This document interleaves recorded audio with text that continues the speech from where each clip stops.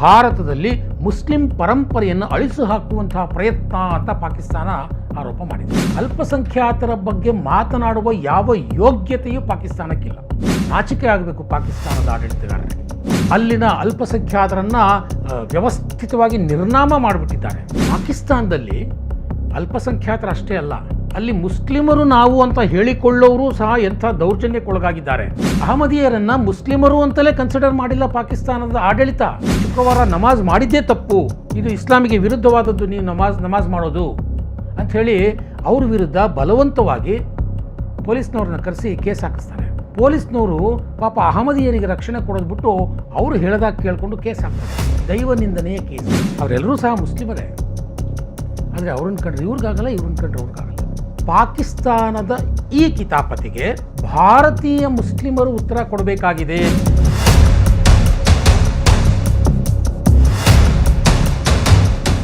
ಸ್ನೇಹಿತರೆ ನಮಸ್ಕಾರ, ಹೊಸದಿಗಂತ ಡಿಜಿಟಲ್ ಚಾನೆಲ್ಗೆ ಸ್ವಾಗತ. ಮೊನ್ನೆ ಅಯೋಧ್ಯೆಯ ರಾಮ ಮಂದಿರದಲ್ಲಿ ಪ್ರಧಾನಿ ನರೇಂದ್ರ ಮೋದಿ ಧರ್ಮಧ್ವಜವನ್ನು ಹಾರಿಸಿದರು.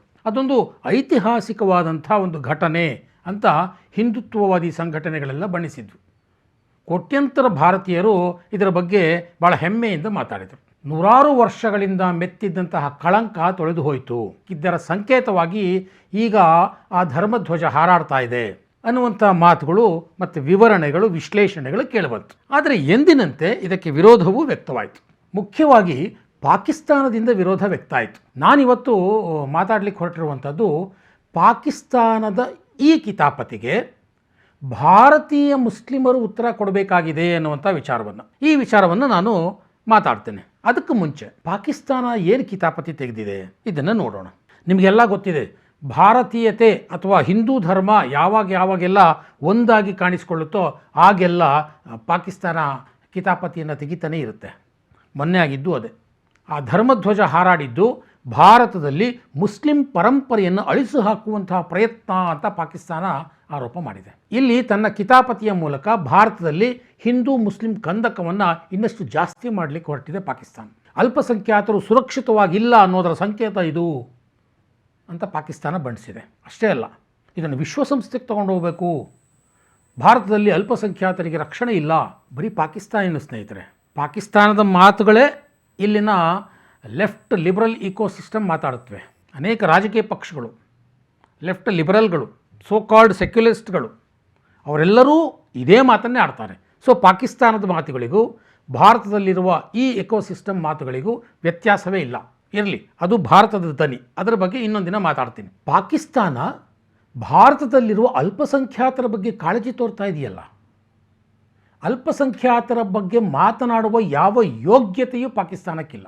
ಪಾಕಿಸ್ತಾನ ಸೃಷ್ಟಿಯಾದಾಗ, ಭಾರತ ವಿಭಜನೆಯಾದಾಗ 7-8% ಇದ್ದಂತಹ ಅಲ್ಲಿನ ಅಲ್ಪಸಂಖ್ಯಾತರು ಅಂದರೆ ಹಿಂದೂಗಳು, ಸಿಖ್ಖರು ಇವತ್ತು ಎಷ್ಟಿದ್ದಾರೆ? 1% ಕೂಡ ಇಲ್ಲ. ಇವರು ಭಾರತಕ್ಕೆ ಅಲ್ಪಸಂಖ್ಯಾತರ ರಕ್ಷಣೆ ಬಗ್ಗೆ ಪಾಠ ಮಾಡ್ತಾರೆ. ನಾಚಿಕೆ ಆಗಬೇಕು ಪಾಕಿಸ್ತಾನದ ಆಡಳಿತಗಾರರಿಗೆ. ಅಲ್ಲಿನ ಅಲ್ಪಸಂಖ್ಯಾತರನ್ನು ವ್ಯವಸ್ಥಿತವಾಗಿ ನಿರ್ನಾಮ ಮಾಡಿಬಿಟ್ಟಿದ್ದಾರೆ. ಒಂದು ಮತಾಂತರ ಆಗಬೇಕು, ಇಲ್ಲ ದೇಶ ಬಿಟ್ಟು ಓಡಿ ಹೋಗಬೇಕು, ಇಲ್ಲ ಸಾಯೋಕ್ಕೆ ಸಿದ್ಧ ಆಗಬೇಕು. ಈ ರೀತಿಯ ವ್ಯವಸ್ಥಿತವಾದಂಥ ಅಜೆಂಡಾ ಇಟ್ಟುಕೊಂಡು ಅಲ್ಲಿ ನಮ್ಮ ಅಲ್ಪಸಂಖ್ಯಾತರನ್ನು ಸಂಪೂರ್ಣವಾಗಿ ನಾಶ ಮಾಡಿಬಿಟ್ರು. ಅಂಥ ಪಾಕಿಸ್ತಾನ ಇವತ್ತು ಭಾರತಕ್ಕೆ ಪಾಠ ಹೇಳ್ಕೊಡೋಕೆ ಬರ್ತಾ ಇದೆ. ಪಾಕಿಸ್ತಾನದಲ್ಲಿ ಅಲ್ಪಸಂಖ್ಯಾತರಷ್ಟೇ ಅಲ್ಲ, ಅಲ್ಲಿ ಮುಸ್ಲಿಮರು ನಾವು ಅಂತ ಹೇಳಿಕೊಳ್ಳೋರು ಸಹ ಎಂಥ ದೌರ್ಜನ್ಯಕ್ಕೊಳಗಾಗಿದ್ದಾರೆ. ಇತ್ತೀಚಿನ ಒಂದು ರಿಪೋರ್ಟನ್ನು ನಾನು ಕೊಡ್ತೇನೆ ಸ್ನೇಹಿತರೆ. ಇಂಟರ್ನ್ಯಾಷನಲ್ ಹ್ಯೂಮನ್ ರೈಟ್ಸ್ ಕಮಿಷನ್ ಅಂತ ಒಂದು ಸಂಸ್ಥೆ ಪಾಕಿಸ್ತಾನದಲ್ಲಿ ಇತ್ತೀಚೆಗೆ ನಡೆದ ಘಟನೆಗಳ ಬಗ್ಗೆ ಆ ವರದಿಯ ಪ್ರಕಾರ ಇದೇ ವರ್ಷ ಫೆಬ್ರವರಿ ಮಾರ್ಚ್ನಲ್ಲಿ ಪಾಕಿಸ್ತಾನದಲ್ಲಿ ಒಂದಷ್ಟು ಘಟನೆಗಳು ನಡೀತು. ನಾವೆಲ್ಲರೂ ಮುಸ್ಲಿಮರು, ನಮಗಾಗಿ ಪಾಕಿಸ್ತಾನ ಅಂತ ಹೋದ್ರಲ್ಲ, ಅದೇ ಮುಸ್ಲಿಮರ ಪೈಕಿಯೇ ಸುನ್ನಿ ಸಂಘಟನೆಗಳು ಹೇಗೆ ಮತ್ತೊಂದು ಮುಸ್ಲಿಂ ವರ್ಗವಾದಂಥ ಅಹಮದಿಯರ ವಿರುದ್ಧ ದೌರ್ಜನ್ಯಗಳನ್ನು ಎಸಗ್ತಾ ಇದೆ ಅನ್ನೋದರ ರಿಪೋರ್ಟ್ ಅದು. ಅಹಮದಿಯರನ್ನು ಮುಸ್ಲಿಮರು ಅಂತಲೇ ಕನ್ಸಿಡರ್ ಮಾಡಿಲ್ಲ ಪಾಕಿಸ್ತಾನದ ಆಡಳಿತ. ಅಲ್ಲಿನ ಜನ ಬಿಡಿ. ಕಳೆದ ಫೆಬ್ರವರಿ ಮಾರ್ಚ್ನಲ್ಲಿ 2 ತಿಂಗಳಲ್ಲಿ ಸುಮಾರು 4-5 ಮಸೀದಿಗಳ ಮೇಲೆ ಅಲ್ಲಿ ದಾಳಿ ಆಯಿತು. 4-5 ಮಸೀದಿಗಳನ್ನು ಕೆಡವಲಾಯಿತು. ಒಂದೊಂದೇ ಎಕ್ಸಾಂಪಲ್ ಕೊಡ್ತೀನಿ, ನಾನು ಹೇಳ್ತಿರೋದಲ್ಲ, ಆ ರಿಪೋರ್ಟ್ನಲ್ಲಿ ಇರುವಂಥದ್ದು ಇದು. ಅಲ್ಲಿನ ಸಿಯಾಲ್ಕೋಟ್ ಪ್ರದೇಶದಲ್ಲಿರುವಂಥ ಲಬ್ಬೆ ಅನ್ನುವಂಥ ಒಂದು ಊರು, ಆ ಊರಿನಲ್ಲಿ ಅಹಮದಿಯರು ಒಂದು ಮಸೀದಿಯನ್ನು ಕಟ್ಕೊಂಡಿದ್ದಾರೆ. ಅಲ್ಲಿ ಅವರು ನಮಾಜ್ ಮಾಡ್ತಾರೆ ಪ್ರತಿ ಶುಕ್ರವಾರ. ಆಗ ಅಲ್ಲಿ ಸುನ್ನಿ ಸಂಘಟನೆಗಳು ಆ ಅಧ್ಯಕ್ಷನಿಗೆ ಧಮಕಿ ಹಾಕ್ತವೆ, ಈ ಮಸೀದಿಯನ್ನು ನೀನು ಕೆಡವಬೇಕು ಅಂತ. ಅದಕ್ಕೆ ಆತ ಒಪ್ಪೋದಿಲ್ಲ. ಅಂಥ ಸಂದರ್ಭದಲ್ಲಿ ಪೊಲೀಸ್ನವರು ಆ ಅಹಮದಿಯರ ರಕ್ಷಣೆಗೆ ಬರಬೇಕಲ್ವಾ, ಅವರು ಬರೋದಿಲ್ಲ. ಅವರೇ ನಿಂತ್ಕೊಂಡು ಈ ಸಂಘಟನೆಗಳ ಕಾರ್ಯಕರ್ತರ ಜೊತೆ ಆ ಮಸೀದಿಯನ್ನು ಕೆಡವಿಸ್ತಾರೆ. ಇದು ಅಂತಾರಾಷ್ಟ್ರೀಯ ವರದಿಯಲ್ಲಿ ಉಲ್ಲೇಖ ಆಗಿರುವಂಥದ್ದು. ಇನ್ನೊಂದು ಘಟನೆ, ಅದು ರಹೀಮ್ ಯಾರ್ ಖಾನ್ ಜಿಲ್ಲೆ, ಅದು ಆ ಸಿಯಾಲ್ಕೋಟ್ ಪ್ರದೇಶದಲ್ಲೇ ಬರುತ್ತೆ. ತೆಹರೀಕ್ ಇ ಲಬಾಯಿಕ್ ಪಾಕಿಸ್ತಾನ್ ಅಂತ ಒಂದು ಸಂಘಟನೆ. ಆ ಸಂಘಟನೆಯ ಕಾರ್ಯಕರ್ತರು ನಾವಷ್ಟೇ ಮುಸ್ಲಿಮರು ಅಂತ ಹೇಳ್ಕೊಂಡು ಓಡಾಡ್ತಾರೆ, ದಬ್ಬಾಳಿಕೆ ಮಾಡ್ಕೊಂಡು ಓಡಾಡ್ತಾರೆ. ಅಹಮದಿಯರ ಮೇಲೆ ಇಲ್ಲ ಸಲ್ಲದ ದಬ್ಬಾಳಿಕೆಯನ್ನು ಅವರು ಮಾಡ್ತಾನೆ ಬಂದಿದ್ದಾರೆ. ಅವರು ಶುಕ್ರವಾರ ನಮಾಜ್ ಮಾಡ್ತಿದ್ದಂತಹ ಅಹಮದಿಯರ ಒಂದು ಮಸೀದಿಗೆ ನುಗ್ತಾರೆ, ನಮಾಜನ್ನು ನಿಲ್ಲಿಸ್ತಾರೆ. ತಕ್ಷಣವೇ ಇಲ್ಲಿಂದ ಜಾಗ ಖಾಲಿ ಮಾಡಬೇಕು ಅಂತ ಧಮಕಿ ಹಾಕ್ತಾರೆ. ಪೊಲೀಸರು ತುಟಿಕ್ ಪಿಟಿಕ್ ಅನ್ನೋದಿಲ್ಲ. ಅಲ್ಲಿನ ಅಹಮದಿಯರು ಪ್ರತಿರೋಧ ವ್ಯಕ್ತಪಡಿಸ್ತಾರೆ. ಆಗ ಪೊಲೀಸ್ನವ್ರು ಬಂದು ಮಸೀದಿಗೆ ನುಗ್ಗದವ್ರನ್ನ ಅರೆಸ್ಟ್ ಮಾಡಬೇಕಲ್ವಾ. ಆದರೆ ಅವರು ಹೋಗಿ ಅಲ್ಲಿದ್ದಂತಹ ನಮಾಜ್ ಮಾಡ್ತಿದ್ದವ್ರನ್ನ ಅರೆಸ್ಟ್ ಮಾಡ್ಕೊಂಡು ಕರ್ಕೊಂಡು ಹೋಗ್ತಾರೆ. ಸುಮಾರು ಒಂದು 26 ಜನ ಅರೆಸ್ಟ್ ಆಗ್ತಾರೆ ಅವತ್ತು. ಈಗಲೂ ಅವರು ಜೈಲಲ್ಲಿ ಕುಳಿತಾ ಇದ್ದಾರೆ. ಇದು ನಡೆದಿದ್ದು ಫೆಬ್ರವರಿಯಲ್ಲಿ. ಈಗಲೂ ಅವರು ಜೈಲಲ್ಲಿ ಕುಳಿತಾ ಇದ್ದಾರೆ. ಅವರು ಸಹ ಮುಸ್ಲಿಮರೇ, ಆದರೆ ಅವರ ಸ್ಥಿತಿ ಹೇಗಿದೆ ನೋಡಿ. ಇನ್ನೊಂದು ಘಟನೆ, ಪಂಜಾಬ್ ಪ್ರಾವಿನ್ಸ್ನಲ್ಲಿರುವಂತಹ ಸರ್ಗೋಬಾ ಜಿಲ್ಲೆ, ಅಲ್ಲೂ ಇದೇ ಕತೆ. ಇದೇ ತೆಹರೀಕ್ ಇ ಲಬಾಯಿಕ್ ಪಾಕಿಸ್ತಾನ್ ಅನ್ನುವಂಥ ಒಂದು ಸಂಘಟನೆ ಮತ್ತೆ ಕಿತಾಪತಿ ತೆಗಿತಾರೆ. ಶುಕ್ರವಾರ ನಮಾಜ್ ಮಾಡಿದ್ದೇ ತಪ್ಪು, ಇದು ಇಸ್ಲಾಮಿಗೆ ವಿರುದ್ಧವಾದದ್ದು, ನೀವು ನಮಾಜ್ ಮಾಡೋದು ಅಂಥೇಳಿ ಅವ್ರ ವಿರುದ್ಧ ಬಲವಂತವಾಗಿ ಪೊಲೀಸ್ನವ್ರನ್ನ ಕರೆಸಿ ಕೇಸ್ ಹಾಕಿಸ್ತಾರೆ. ಯಾವ ರೀತಿ ಕೇಸು? ಆ ಸಂಘಟನೆಯ ಕಾರ್ಯಕರ್ತರು ಇಡೀ ಪೊಲೀಸ್ ಠಾಣೆಗೆ ನುಗ್ತಾರೆ, ನಮಾಜ್ ಮಾಡಿದವ್ರನ್ನ ಪೊಲೀಸ್ ಠಾಣೆಗೆ ಕರೆಸ್ತಾರೆ, ತಮಗೆ ಬೇಕಾದ ಹಾಗೆ ಅವ್ರನ್ನ ಕೇಸ್ ಹಾಕಿಸ್ತಾರೆ. ಪೊಲೀಸ್ನವರು ಪಾಪ ಅಹಮದಿಯರಿಗೆ ರಕ್ಷಣೆ ಕೊಡೋದು ಬಿಟ್ಟು ಅವರು ಹೇಳಿದಾಗ ಕೇಳಿಕೊಂಡು ಕೇಸ್ ಹಾಕ್ತಾರೆ. ದೈವ ನಿಂದನೆಯ ಕೇಸು, ಬ್ಲಾಸ್ಫೆಮಿ ಕೇಸು. ಅವತ್ತು ಅರೆಸ್ಟ್ ಆದವರು ಇನ್ನೂ ಹೊರಗೆ ಬಂದಿಲ್ಲ. ಇದಿಷ್ಟೇ ಅಲ್ಲ, ಇತ್ತೀಚಿನ ದಿನಗಳಲ್ಲಿ ರಸ್ತೆಗಿಳಿದಿದ್ದಾರೆ ಇಂತಹ ಸಂಘಟನೆಗಳು. ಅಹಮ್ಮದಿಯರು ಮುಸಲ್ಮಾನರಲ್ಲ, ಮುಸ್ಲಿಮರಿಗೆ ಸಿಗಬೇಕಾದಂಥ ಸವಲತ್ತುಗಳನ್ನು ಅವರಿಗೆ ಕೊಡಬೇಕಾಗಿಲ್ಲ, ಅವರನ್ನು 2ನೇ ದರ್ಜೆ ನಾಗರಿಕರು ಅಂತ ಟ್ರೀಟ್ ಮಾಡಬೇಕು, ಸಂವಿಧಾನದಲ್ಲೇ ಇದನ್ನು ಸೇರಿಸಬೇಕು. ಈ ರೀತಿಯ ಪ್ರತಿಭಟನೆಗಳು ಇತ್ತೀಚೆಗೆ ಜಾಸ್ತಿ ಆಗ್ತಾಯಿವೆ. ಸೊ ಮುಸ್ಲಿಮರ ವಿರುದ್ಧ ಹೇಗೆ ಅಲ್ಲಿ ತೊಡೆ ತಟ್ಟಿದ್ದಾರೆ ಅನ್ನೋದನ್ನು ಭಾರತದ ಮುಸ್ಲಿಮರು ಅರ್ಥ ಮಾಡಿಕೊಳ್ಬೇಕು. ನಾನು ಯಾಕೆ ಈ ವಿಡಿಯೋ ಮಾಡ್ತಾ ಇದ್ದೀನಿ ಅಂತಂದರೆ, ಜಗತ್ತಿನ ಮುಸ್ಲಿಮರ ಪೈಕಿ ಅತ್ಯಂತ ಸುರಕ್ಷಿತವಾಗಿ ಬಹಳ ಖುಷಿಯಿಂದ ಜೀವನ ಮಾಡ್ತಾ ಇರೋರು ಅಂದರೆ ಭಾರತದ ಮುಸ್ಲಿಮರು. ಇಡೀ ಜಗತ್ತಿನಲ್ಲಿ ಮುಸ್ಲಿಂ ಜನಸಂಖ್ಯೆಯಲ್ಲಿ 2ನೇ ಅತಿ ದೊಡ್ಡ ದೇಶ ಭಾರತ. ಯಾವ ಮುಸ್ಲಿಂ ದೇಶಗಳಿದ್ದಾವೋ ಅವೆಲ್ಲ ಚಿಲ್ಟು ಪಾಲ್ಟು ದೇಶಗಳು. ಅದಕ್ಕೆ ಹೋಲಿಸ್ಕೊಂಡ್ರೆ ಭಾರತದಲ್ಲಿರುವ ಮುಸ್ಲಿಂ ಜನಸಂಖ್ಯೆ ಅದೆಲ್ಲವನ್ನು ಸೇರಿಸಿದ್ರೆ ಅದಕ್ಕಿಂತ ಜಾಸ್ತಿ ಆಗುತ್ತೆ. ಇಲ್ಲಿ ಭಾರತದಲ್ಲಿ ಮುಸ್ಲಿಮರು ನಿಜಕ್ಕೂ ಸುರಕ್ಷಿತವಾಗಿದ್ದಾರೆ ಅಂತಲೇ ಹೇಳಬೇಕು. ಇದಕ್ಕೆ ಕಂಪ್ಯಾರಿಟಿವ್ ಆಗಿ ಒಂದಷ್ಟು ಎಕ್ಸಾಂಪಲ್ಗಳನ್ನು ನಾನು ನಿಮಗೆ ಕೊಡ್ತೇನೆ. ಅರಬ್ ದೇಶಗಳಲ್ಲಿ ಸೌದಿ ಅರೇಬಿಯಾ, ಇರಾನ್ ಇವೆರಡರ ಮಧ್ಯೆ ಜಗಳ, ಕದನ, ಯುದ್ಧ, ಒಬ್ರನ್ನೊಬ್ರನ್ನ ಕೊಲ್ಲೋದು, ಅವರೆಲ್ಲರೂ ಸಹ ಮುಸ್ಲಿಮರೇ. ಆದರೆ ಅವ್ರನ್ನ ಕಂಡ್ರೆ ಇವ್ರಿಗಾಗಲ್ಲ, ಇವ್ರನ್ನ ಕಂಡ್ರೆ ಅವ್ರಿಗಾಗಲ್ಲ. ಸಿರಿಯಾ, ಅಲವೈಟ್ಸ್, ಶಿಯಾ, ಸುನ್ನಿ ಹೋರಾಟ. ತಮ್ಮದೇ ಸಮುದಾಯದ ವಿರುದ್ಧ ಕೆಮಿಕಲ್ ವೆಪನ್ ಹಾಕಿ ಸಾಯಿಸ್ಬಿಟ್ರು ಸಾವಿರಾರು ಜನನ್ನು ಸಿರಿಯಾದಲ್ಲಿ. ಈಗಲೂ ಸಹ ಹೌತಿ ಉಗ್ರರು, ಹೆಜ್ಬೊಲ್ಲಾ ಉಗ್ರರು ತಮ್ಮ ಸಮುದಾಯದ ಮೇಲೇ ಬಾಂಬ್ ಹಾಕ್ತಾರೆ, ತಮ್ಮ ಸಮುದಾಯಗಳ ಮಸೀದಿಗಳ ಮೇಲೆ ದಾಳಿ ಮಾಡ್ತಾರೆ.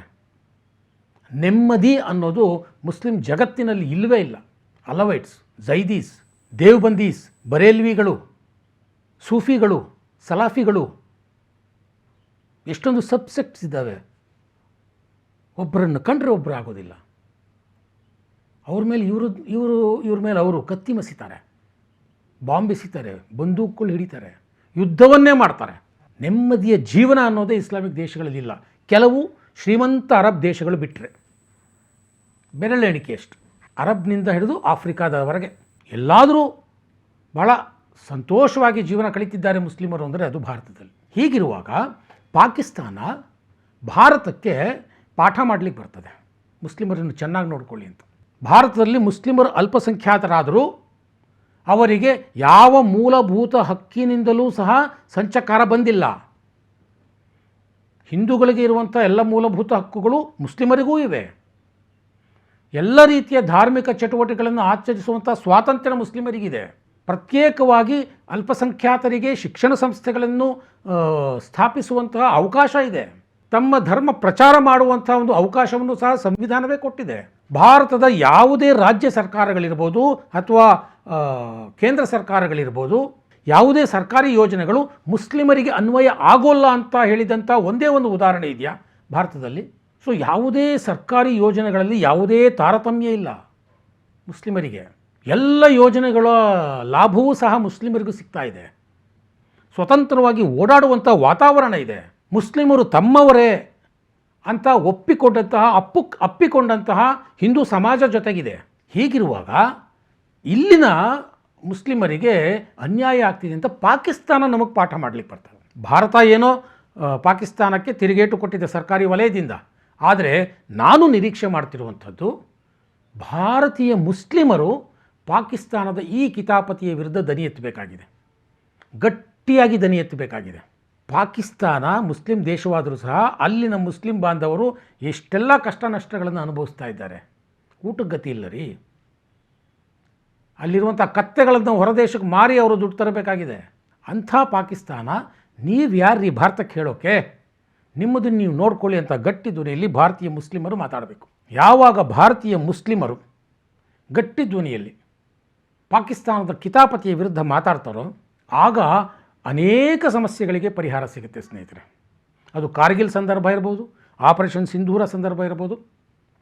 ಅನೇಕ ಮುಸ್ಲಿಂ ನಾಯಕರು ಪಾಕಿಸ್ತಾನದ ಕಿತಾಪತಿಯನ್ನು ಅಂತಾರಾಷ್ಟ್ರೀಯ ವೇದಿಕೆಯಲ್ಲಿ ಬಹಿರಂಗಪಡಿಸಿದ್ದಾರೆ. ಅಂತಾರಾಷ್ಟ್ರೀಯ ವೇದಿಕೆಯಲ್ಲಿ ಪಾಕಿಸ್ತಾನದ ಕಿತಾಪತಿಯನ್ನು ಎಕ್ಸ್ಪೋಸ್ ಮಾಡಿದ್ದಾರೆ. ಚೀನಾದಲ್ಲಿರುವಂಥ ಮುಸ್ಲಿಮರ ಗತಿ ಏನಾಯಿತು ಅದನ್ನು ಹೋಲಿಸ್ಕೊಂಡ್ರೆ ಭಾರತದಲ್ಲಿರುವ ಮುಸ್ಲಿಮರು ಎಷ್ಟು ಸಂತೋಷವಾಗಿದ್ದಾರೆ ಅನ್ನುವಂಥ ಮಾತುಗಳನ್ನು ಇದೇ ಮುಸ್ಲಿಂ ಮುಖಂಡರು ಆ ಸಂದರ್ಭದಲ್ಲಿ ಆಡಿದ್ದಾರೆ. ಹಾಗಾಗಿ ಭಾರತೀಯ ಸಮಗ್ರತೆಗೆ, ಭಾರತೀಯ ಏಕತೆಗೆ ಧಕ್ಕೆ ತರುವಂಥ ಯಾವುದೇ ರೀತಿಯ ಪ್ರಯತ್ನಗಳು ಪಾಕಿಸ್ತಾನ ನಡೆಸಿದರೆ ಅಂಥದ್ದಕ್ಕೆ ಭಾರತೀಯ ಮುಸ್ಲಿಮರು ಗಟ್ಟಿ ಧ್ವನಿಯಲ್ಲಿ ಪ್ರತಿರೋಧವನ್ನು ವ್ಯಕ್ತಪಡಿಸಬೇಕಾದಂತಹ ಅನಿವಾರ್ಯ ಸಂದರ್ಭ ಈಗ ಬಂದಿದೆ. ಬಹುಶಃ ಇಂಥ ಸಂದರ್ಭಗಳು ಮತ್ತೆ ಬಂದಾಗ ಭಾರತೀಯ ಮುಸ್ಲಿಮರು ಎದ್ದು ನಿಂತು ಪಾಕಿಸ್ತಾನವನ್ನು ಗಟ್ಟಿ ಧ್ವನಿಯಲ್ಲಿ ವಿರೋಧಿಸಬೇಕು ಅನ್ನೋದೇ ಕೋಟ್ಯಂತರ ಭಾರತೀಯರ ನಿರೀಕ್ಷೆ ಮತ್ತು ಆಶಯ.